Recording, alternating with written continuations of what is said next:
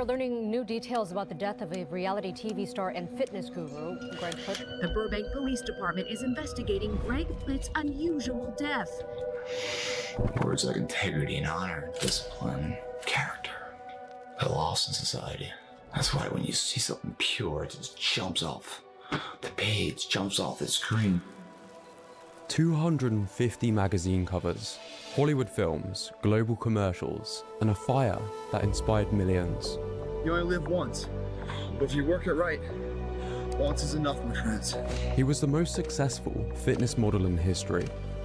There's no excuse not to be the hardest motherfucking worker in the room. The man before David Goggins. It's close to 3 in the morning right now. There's not a motherfucker that's up. But behind the discipline, behind his military accolades, lurked a man who feared something more than death itself. Comes a fucking day where push comes to shove. Where being mediocre, being like average and shit just fucking burns and sucks so much. You'll never know the limits of your possibilities until you charter the waters of the impossible. What really happened? My fucking God! And why is Greg Plitt still loved by millions, yet hated by some? And how did his greatest fear become the very force that destroyed him? Born in Baltimore, 1977. I was growing up with sports and stuff, and I was always playing competitive sports since I was 3 years old. Greg Plitt's family wasn't military, but they might as well have been. From the time he could walk, Greg was pushed into competition by his father. Wrestling, football, golf, it didn't matter. In their house, being a man meant turning nerves into fuel and not excuses. So he's like, how you feel? How you feel? I'm like, a little nervous. And he just fucking chewed me out. He goes, shut up. This is the reward right now. This is where you get to show it all off. And you get to take all those hours, put them all together, and explode them on the motherfucker on the other side of the mat tonight. Whew. That's the kind of father I had. By high school, he was a 3-time state wrestling champion, a standout football player, and a golf club champion, graduating with a 4.0 GPA. But none of that changed what haunted him most. There comes a day where being average, it's just sickening. It makes you want to throw up because you've seen people with far less talent than you. They're fucking to become something that you haven't. His older sister had just joined the US Naval Academy. Greg watched her transform into someone tougher, and he wanted the same. But he was at a crossroad, because West Point, the US military academy, one of the toughest institutions in America, had also noticed his wrestling potential. It was a program designed to break young men down and rebuild them as leaders. The Navy meant safety, home, and family, whereas West Point terrified him, which is exactly why he went. By the time he graduated, Greg acquired a degree in business economics. He was a US Army Ranger, an airborne paratrooper, and eventually a captain, commanding 180 soldiers on missions around the world. From the outside, the path forward looked simple. With West Point on his resume, he could have walked straight into the usual 6-figure jobs, the kind of safe and respectable business careers his classmates often chose. But a free hotel voucher from his mom would change everything. He checked into a Marriott for a night out with friends, and by sheer chance, that same lobby was crawling with modeling talent scouts. One of them stopped him and asked if he was in the industry. Greg had no idea what that even meant, but that moment planted the seed. He realized the discipline he had sharpened in the army didn't have to die with the uniform. This could be his gateway to fulfill his true calling. Because before it was luck, it was a belief. And every day with no one watching at 5 in the morning, I trained it because I believed in it. That's what luck is. At first, it was rejection after rejection. No, I had to crawl my way to get to the first cover. I had to break all the rules. But eventually, the dam broke. One magazine cover turned into 10. 10 turned into an unthinkable streak. A cover every single month for more than 5 years straight. 250 in total. A record that made him the most famous male fitness model on the planet. Hollywood noticed, and he landed roles in The Good Shepherd, Terminator Salvation, and as a body actor for Dr. Manhattan in Watchmen. Amongst many TV show appearances, Greg was suddenly everywhere. National commercials for Old Spice, Under Armour, NASDAQ, MetRx, and 25 romance novel book covers. But to him, none of that was satisfactory. It didn't showcase his most valuable asset, the one that would immortalize his legacy, his way with words. Grab your fucking nuts. For once in your life, have some ownership, some credibility behind your actions and your words. By 2008, Greg had the fame, but he wanted to make more of an impact. That year, he launched gregplitt.com, a counter movement against everything fake in the fitness industry. I got so fed up with it. That was the value that I wanted to replace. I wanted to put in society the void that was going to be filled. I developed a website for that, to get the truth out there. For a subscription, subscribers didn't get miracle pills. They got hours of workouts, nutritional guides, and raw vlogs, where he attempted to help people with their problems, and you could tell he actually cared. When I got back home, I looked in the mirror, I saw failure. I saw a dream come to reality and realized it might just be that, a dream. The only way that sentence is true is if you believe it. That's the only way. If you don't believe that, it's not true. His website was incredibly popular, bringing in more than $2 million a year. But Greg wasn't chasing money.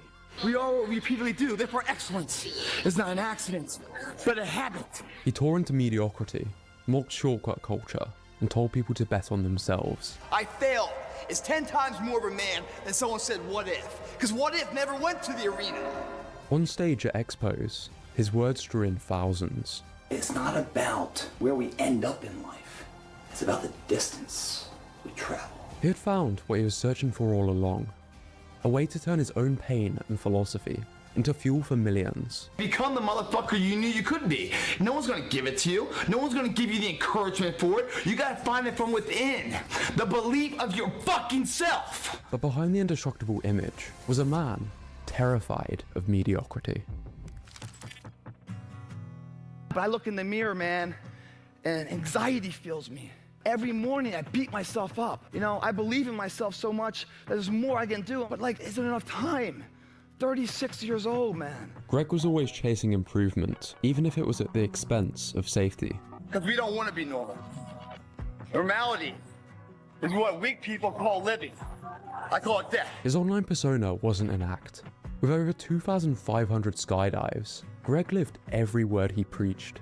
But that intensity was polarizing. Critics argued he promoted extremes, that his obsession with discipline blurred the line between inspiration and danger.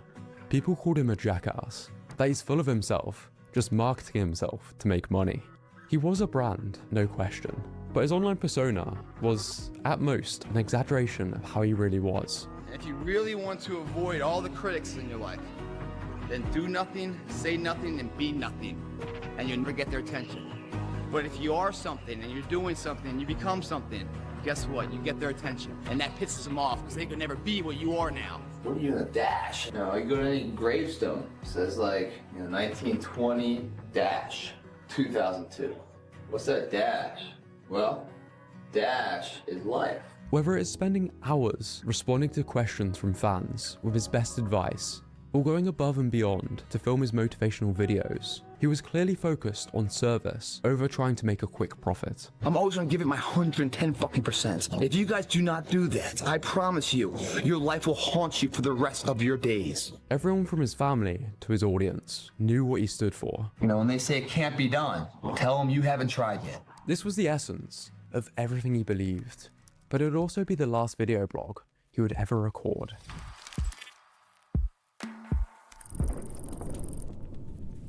Greg was filming a self-produced promo stunt video for an energy drink at his favourite spot on the Burbank railway tracks. He had no permit, crew, or safety team. Had on all black, the train went by, I saw him, stumbled over the tracks, he had a camcorder in his hands. According to friends and investigators, Greg likely believed the train was approaching on a parallel track, not the one he was standing on.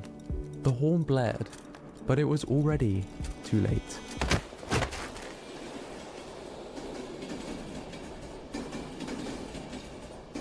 Rising reality star's tragic accident has left family and fans reeling tonight. A vibrant fitness expert known for living life to the fullest, killed by an oncoming train while filming. What was meant to be a motivational video turned into the final frame of his story. And almost instantly, the fitness world stood still. His girlfriend, speaking to the media in tears, said he was just trying to get the best shot. But that was the paradox of Greg Plitt. The flame he shared so freely was the one that finally consumed him. Greg passed away in 2015, age 37. Greg's 40th birthday.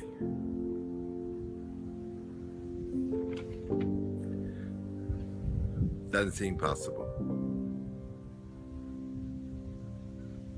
You're a man, my son. Happy birthday.